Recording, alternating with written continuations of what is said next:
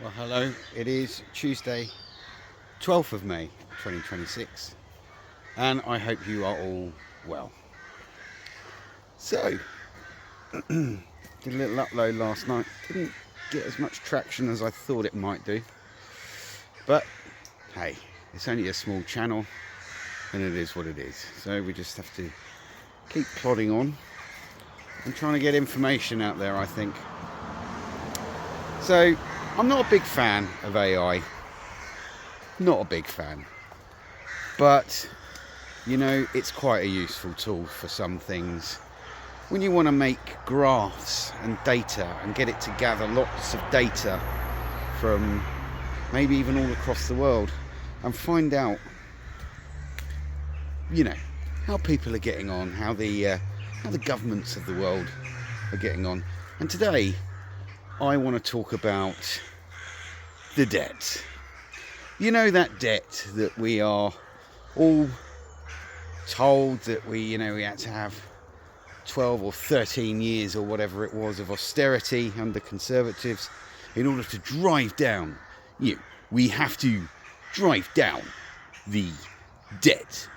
We must pay back our debts. And, never really seemed to go down, did it?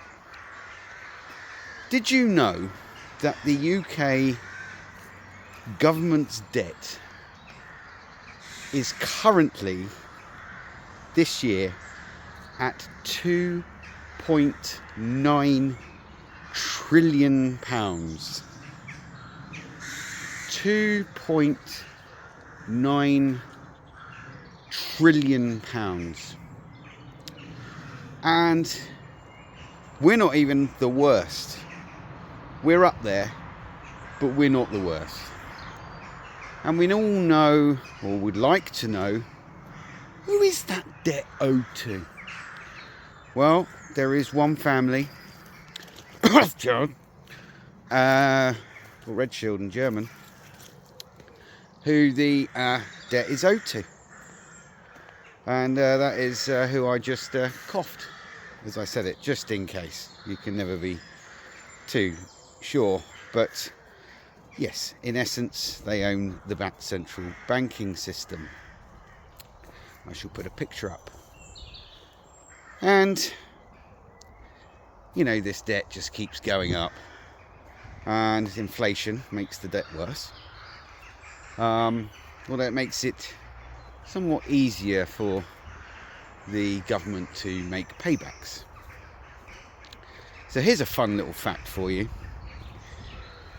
I'm going to put up a graph of G20 countries massively in debt and their debt to GDPR ratio.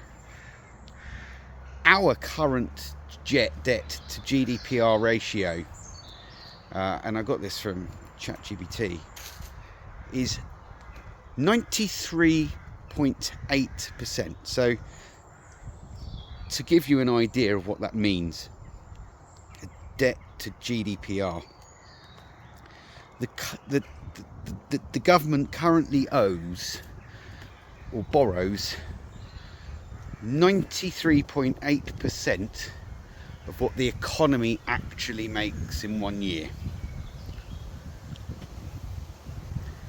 Where'd all them taxes go? The road tax, new car tax, capital gains tax, VAT, income tax, NI, inheritance tax, probably the most disgusting out of the lot. Where does it all fucking go? Because they're making a lot of money. I'm not going to lie to you. They're making a lot of money. And they're just not spending it where they should be, right? The state of the roads, the state of the NHS, state of education, so on and so forth. We all know this is order from chaos. They have to create chaos in order to generate order. But here's another fun fact. If we paid back £10 billion a year back to the banks, the Rothschilds, yeah, it would take us, ready, 290 years. 290 fucking years. And you want to see Japan's debt? I mean, their debt to GDPR ratio is like over 250%. They are massively in debt. US is obviously worse than us. But yeah, 290 years to pay that back. Isn't it fascinating? Doesn't it really make you wonder why we had all those years of austerity under a Conservative government to allegedly drive the fucking debt down, and we didn't actually drive the debt down? All it's done is perpetually grow into a debt we can't actually pay back. I mean, it's genius, isn't it? Ever since the abolition of the gold standard just after the Second World War, because allegedly we were so far in debt, we spent all the gold reserves.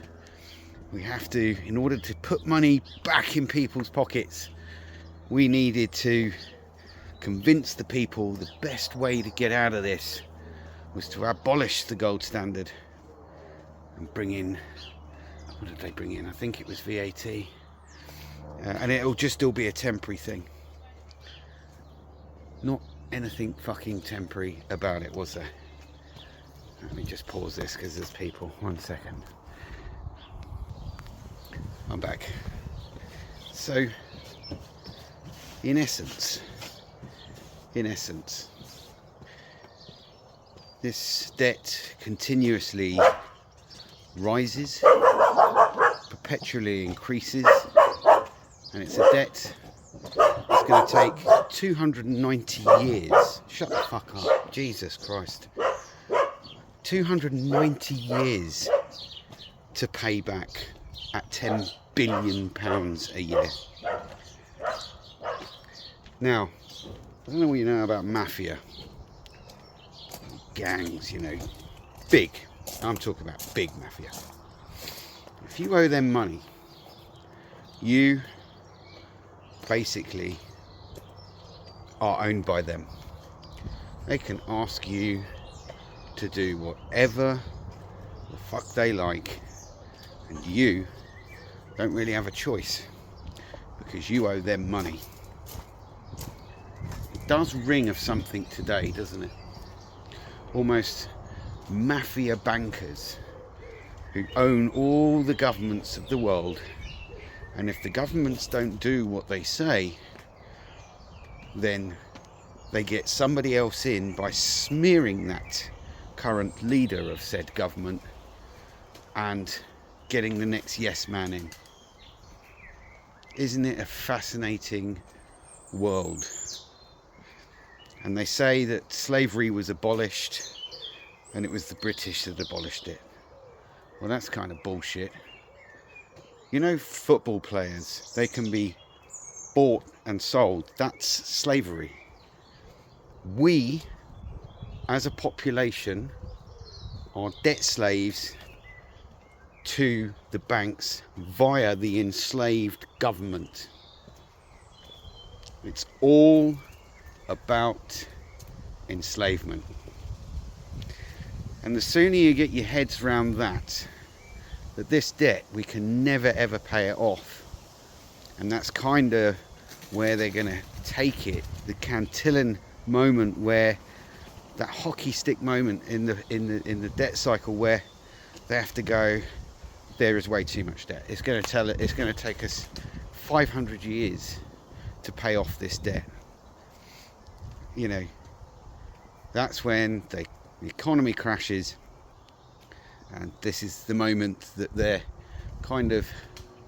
working up towards at the moment with the whole Middle Eastern situation, the stalemate, the Strait of Hormuz being shut, driving up the price of oil, gold, silver is going up because those in power know that's the only thing that's actually going to survive and will have real value, because our currency is called fiat currency, and that is debt-based currency. For every pound that is printed, debt is created.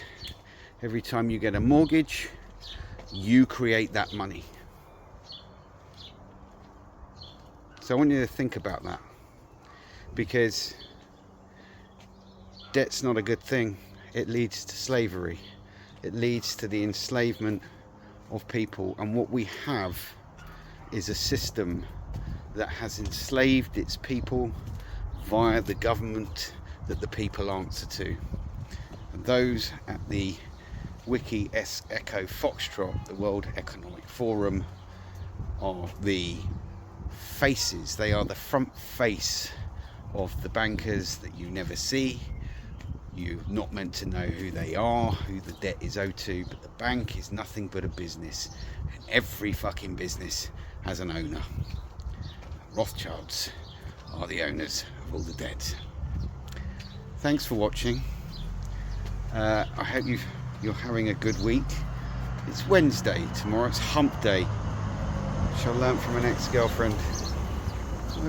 She missed quite a lot, but there you go. That's that. Yes, have a good week, and I will see you in the next one. Thanks for watching.